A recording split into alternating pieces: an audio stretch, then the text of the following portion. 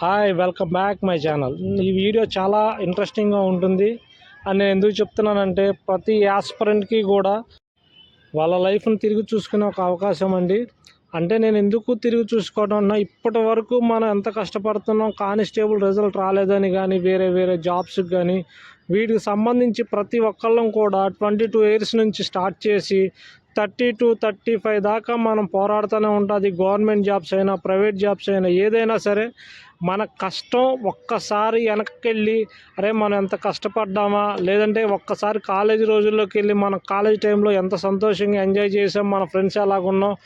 ఇప్పుడు కొంతమందికి మ్యారేజెస్ అయినాయి, కొంతమందికి ఏమో ఇంకా మ్యారేజెస్ కాలేదు, కొంతమందికి జాబ్లు వచ్చినాయి, కొంతమందికి జాబ్స్ రాలేదు. ఈ సిచ్యువేషన్స్ అన్నీ ఈ వీడియోలో చెప్పడం కోసం, మన ఆస్పిరెంట్స్ పడే కష్టాన్ని చూపించడం కోసమేనండి. ప్రతి ఒక్కళ్ళు కూడా ఈ వీడియో లైక్ చేసి సబ్స్క్రైబ్ చేయండి. ఎందుకనంటే మన ఆస్పిరెంట్స్కి చాలామందికి షేర్ అవుతుంది. స్టార్ట్ చేద్దామండి. మన కాలేజీ రోజుల్లో చాలామంది చాలా ఎంజాయ్మెంట్ చేస్తుంటారు. అప్పుడు మనకు ఉండే మైండ్ సెట్ ఎలా ఉంటుందంటే, మనకేముంది, మనకేం పర్లా, మనకే ఉద్యోగమైనా వచ్చేస్తుంది, మనకి ఎటువంటి ఇబ్బంది లేదు అన్న మైండ్ సెట్తో మనం చాలా ధీమాగా ఉంటాం.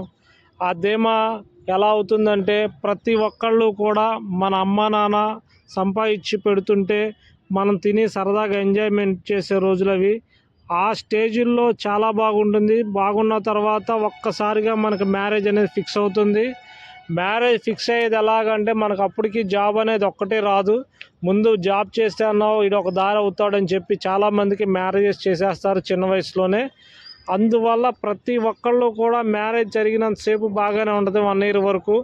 ఆ తర్వాత జాబ్ లేక, భార్యని పోషించుకోలేక, ఇంట్లో వాళ్ళు ప్రతి ఒక్కళ్ళు కూడా మీ అల్లుడు ఏం ఉద్యోగం చేస్తున్నాడు, మీ బాబు ఏం ఉద్యోగం చేస్తున్నాడు, ప్రతి ఒక్కళ్ళు అడిగే క్వశ్చన్కి ఆన్సర్ చెప్పలేక, ఒకవేళ జాబ్ చేస్తే ప్రైవేట్ జాబ్ అయితే అదేంటి ప్రైవేట్ జాబ్ చేయటం, గవర్నమెంట్ జాబ్ అయితే అదేంటి చిన్న జాబ్ చేయటం, ప్రతి ఒక్కటి ఇది అనటానికి లేకోకుండా ప్రతి ఒక్కళ్ళు కూడా మాటలు పడ్డావాళ్ళే. ప్రైవేట్ జాబ్ అయితే గవర్నమెంట్ జాబ్ ఎప్పుడు వస్తుందని, గవర్నమెంట్ జాబ్ అయితే అదేంటి క్లర్క్ పోస్ట్లో ఉన్నాడు ఆఫీసర్ పోస్ట్ కాదా అని ప్రతి ఒక్కళ్ళు ఏదో ఒక స్టేజ్లో కొంచెం ఇబ్బంది పడ్డావాళ్ళే.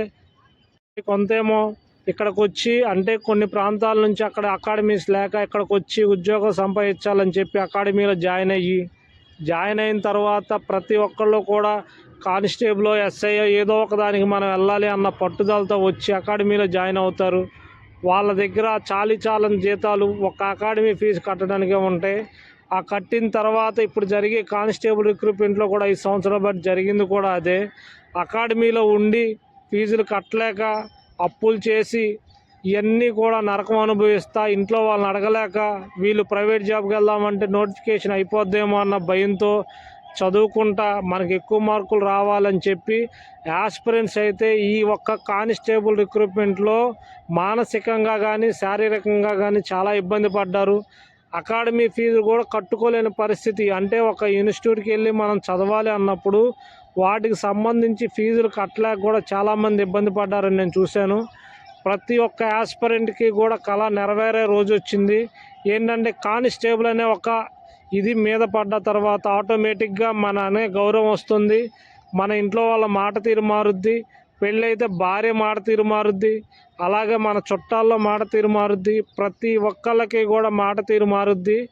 ఈ ఉద్యోగాన్ని బేస్ చేసుకొని చాలామంది మ్యారేజెస్ ఉన్నాయి.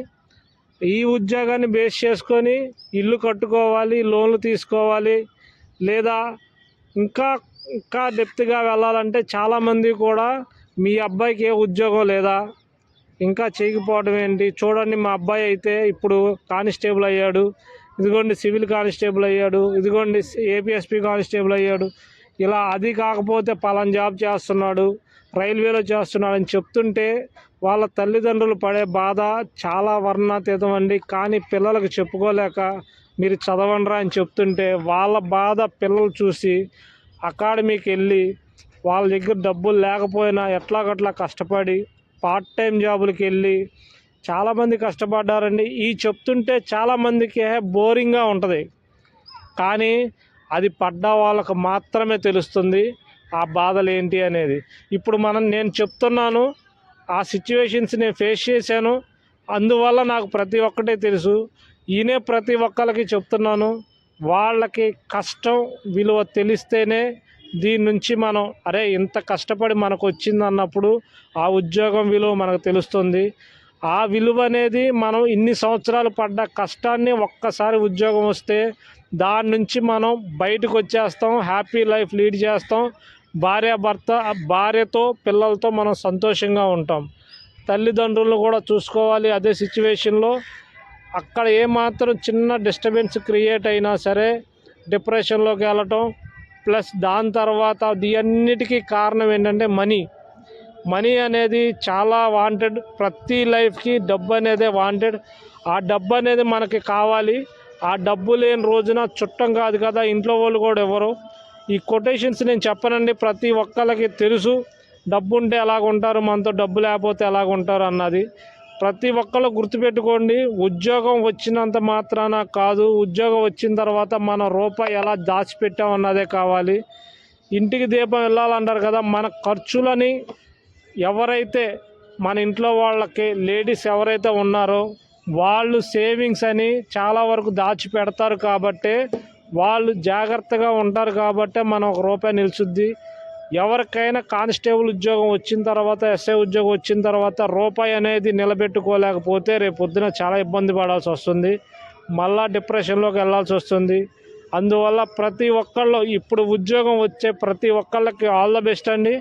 ప్రతి ఒక్కళ్ళు రూపాయి అనేది సేవ్ చేసుకోండి. సేవ్ చేసుకోకపోతే చాలా ఇబ్బంది పడతారు. ఇప్పటి వరకు నేను చెప్పింది మీకు నచ్చినట్లయితే లైక్ చేసి సబ్స్క్రైబ్ చేయండి.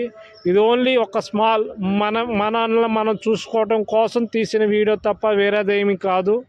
Thank you one and all. ఈ వీడియో మీకు నచ్చితే లైక్ చేయండి.